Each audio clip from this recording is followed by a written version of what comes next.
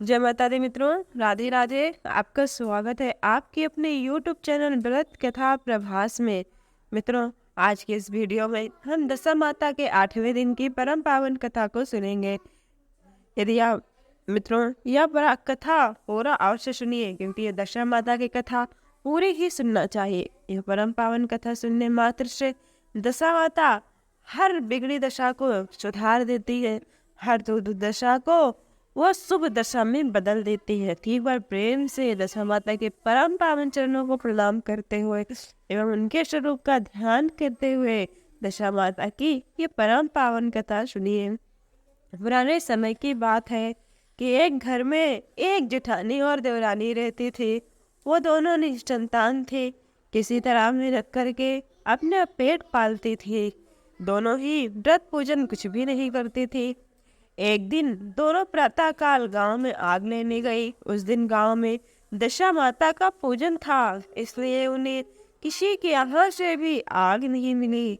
आग न मिलने पर जेठानी देवरानी से बोली कि आज हम दोनों का भी व्रत रहेगा।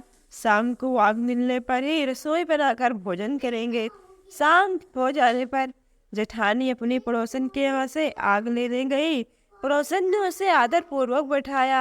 जेठानी ने पड़ोसन से पूछा कि दशा माता का पूजन करने से क्या होता है। पड़ोसन ने बताया कि जिस भी इच्छा को करके दशा माता का डोरा लिया जाता है, वह इच्छा माता रानी अवश्य पूरा करती है। जेठानी यह सुनकर पड़ोसन से बोली कि ठीक है, तुम जब अगली बार डोरा लेना तो मुझे भी बताना, मैं भी दशा माता का डोरा लूंगी। जेठानी जैसे ही अपने घर से उस पड़ोसन के घर से आग लेकर बाहर आई तो उसे गाय चरकर आती दिखाई दी। उनके पीछे ग्वाले भी आ रहे थे। उसके कंधे पर एक बछड़ा था और एक गाय बछड़े को चाटते हुए चल रही थी। पड़ोसन ने ग्वाले से पूछा कि तुम्हारी गाय को पहली बार प्रसव हुआ है क्या? ग्वाले ने बताया कि हाँ। पड़ोसन ने फिर पूछा, गाय ने बछड़ा दिया है या बछिया? ग्वाला बोला बछड़ा है। या जानकर जेठानी ने पड़ोसन से कहा कि घर जाकर दशा माता का डोरा मुझे भी देना। 9 दिन तक व्रत रख कर कथा सुनूंगी तथा 10वें दिन मैं भी सिर धोकर स्नान करूंगी और दशा माता ऐसे ही मेरी भी मनोकामना पूरा करेंगी।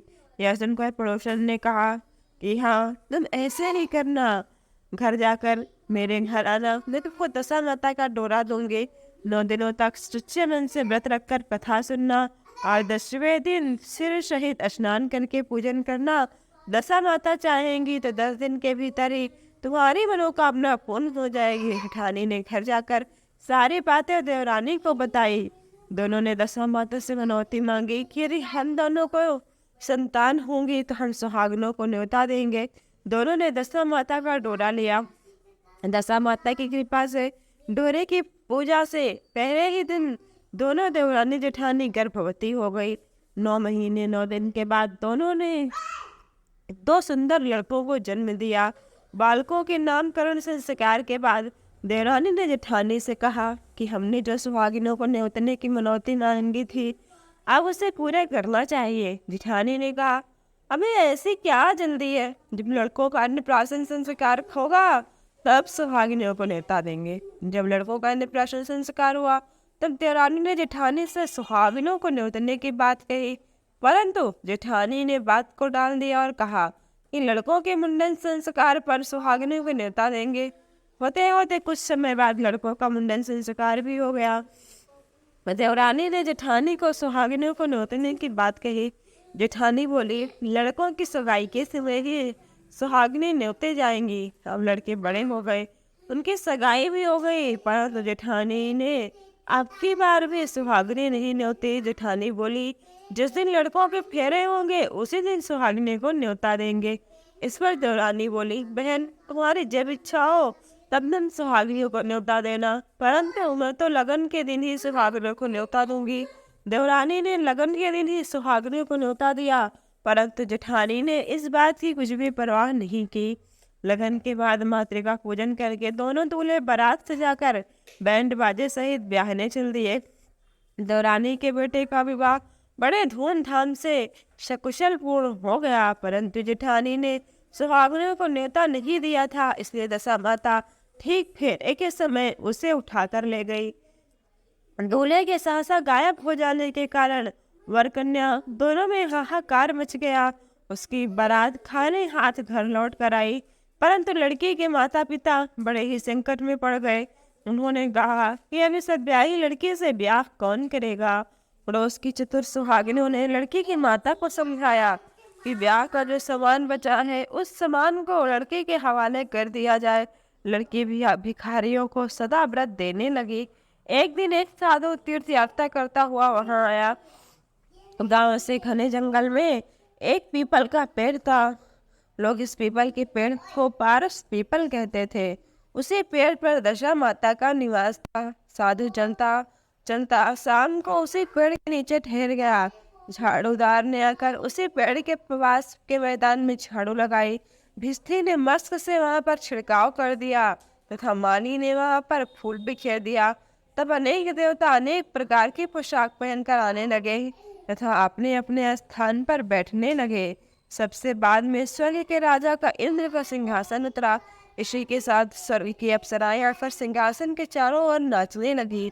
उसी समय अद्व्याही लड़के को गोद में लेकर दशा माता पीपल के पेड़ से नीचे उतरी। इंद्र के साथ स्वर्ग से एक सूरा गाय भी आई। उसने 2 गिलास दूध दिया था। लड़के ने अद्व्याही के भाग का 1 गिलास अलग रख दिया और दूसरे गिलास का दूध भी उसने पी लिया। जब तक अप्सराओं का नाच गान होता रहा तब दशा माता लड़के को गोद में लेकर बैठी रही। प्रातः काल होते ही देवताओं का दरबार भंग हुआ। साधु भी वहां से चलकर गांव में आया। साधु महाराज गांव में भिक्षा मांगते मांगते अद्व्याही लड़की के घर पहुंचे। लड़की ने आदरपूर्वक साधु को बैठाया और भोजन तैयार किया। लड़की ने 3 पत्तल परोस कर रखे। पहली पत्तल अद्व्याही अपने पति के लिए रखी, दूसरी पत्तल साधु के लिए रखी और तीसरी पत्तल अपने सामने रखी। बाबा ने अपने आप कहा, वाह, जो बात मैंने रात में देखी वह बात यहाँ भी देखने को मिल रही है। लड़की ने पूछा, क्या बात है बाबा जी, कृपा करके मुझे बताइए। साधु बाबा ने बात को टालते हुए कहा कि हम बैरागी लोग हैं, ऐसे अनेक बात करते रहते हैं। तुम्हें ऐसी बातों से क्या मतलब? फिर तो भोजन करो और भगवान नाम का भजन करो। लड़की ने हठ पकड़ ली। उसने कहा, जब तक आप अपनी कही हुई बात का खुलासा नहीं करेंगे तब तक मैं भोजन नहीं करूंगी। इस पर भी साधु बाबा चुप रहे। तब लड़की बोले कि आप साधु हैं और मैं सती हूँ। आप या तो अपने कथन को स्पष्ट कीजिए कि आपने रात में क्या देखा, नहीं तो मैं आपको श्राप दे दूंगी। तब साधु बाबा ने रात का सारा किस्सा कह सुनाया। यह सुनकर लड़की ने बाबा के साथ पीपल के पेड़ के पास जाने का निश्चय कर लिया। साधु बाबा आगे चले और लड़की उनके पीछे पीछे चलती रही। साधु बाबा लड़के को पारस पीपल के पास छोड़कर चले गए। संध्या होने पर नित्य की तरह जमादार ने झाड़ू लगाई। भिस्ती ने अपने मस्त से पानी का छिड़काव किया और माली ने फूल बिछाए। देवताओं के राजा इंद्र आए। अप्सराओं का नाच गान प्रारंभ हो गया। उसी समय दशा माता पीपल के पेड़ से उतरकर दरबार में बैठ गई। लड़के ने सुरा गाय का दूध लिया और 1 गिलास अद्व्याही लड़की के लिए रख दिया। जैसे ही लड़की ने दूध का गिलास मुंह पर लगाया तभी वह लड़की दूसरी गिलास हाथ में लेकर अपने दूल्हे के सामने आई। वह बोली, अपना भाग लेने के लिए मैं यहाँ उपस्थित हूँ, मेरे लिए क्या आज्ञा है? मैं सेवा करने के लिए तैयार हूँ। तो लड़का बोला कि मैं इस तरह से तुमसे नहीं मिल सकता, मैं दशा माता की सेवा में रहता हूँ। मुझे भी दरबार में जाकर दशा माता की गोद में बैठना होगा। यदि तुम मुझसे प्यार करते हो तो तुम दशा माता को प्रसन्न करके मुझसे अपने लिए मांग सकती हो। अब मैं तुम्हारा हो सकता हूँ। लड़का दूध पीकर दशा माता की गोद में जाकर बैठा। लड़की अप्सराओं के साथ नाच गान करने लगी। जब सवेरा हुआ तब दशा माता ने इस नई लड़की को बुलाकर पूछा, तुम कौन हो? तुम्हारे नृत्य से मैं अत्यंत प्रसन्न हूँ, जो कुछ मांगना है मांग लो। लड़की ने दशा माता से वचन ले लिया कि मैं जो कुछ मांगूंगी वह आपको देना ही पड़ेगा। तब माता ने तथास्तु किया। तब लड़की ने दशा माता से अपने पति को मांगा।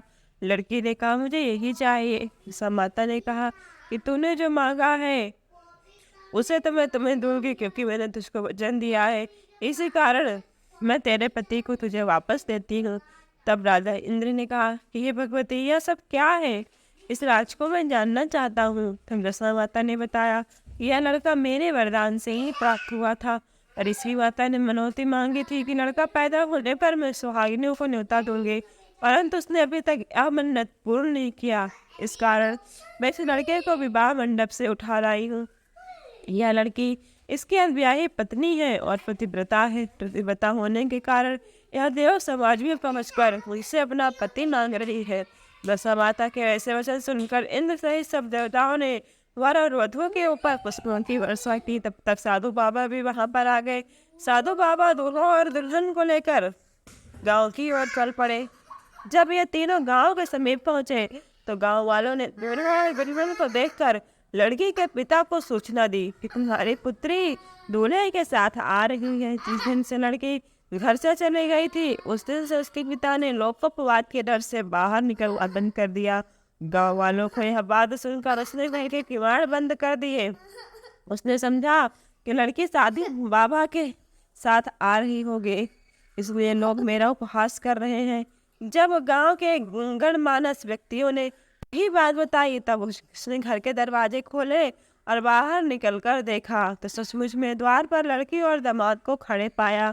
उनकी प्रसन्नता का ठिकाना न रहा। लड़की के पिता ने इस खुशी के मौके पर बहुत दान पुण्य किया और फिर से विवाह की तैयारी की। लड़की ने अपनी माता से कहा कि इस तरह से विवाह नहीं होगा, पहले दूल्हे की माता सुहागिनी को न्योता देकर बारात लेकर आए, तब विवाह के नेग और विवाह की रस्म पूरी की जाएगी। लड़की के पिता ने लड़के के घर पर खबर भेजी। लड़के की मां ने पहले सुहागिनी को न्योता दिया, तब बारात चली और बड़े ही धूमधाम से विवाह संपन्न हुआ और वर और वधू दोनों अपने घर पर आ गए। वधू की खुशी में लड़के की माता ने दोबारा सुहागिनों को न्योता दिया। उसी समय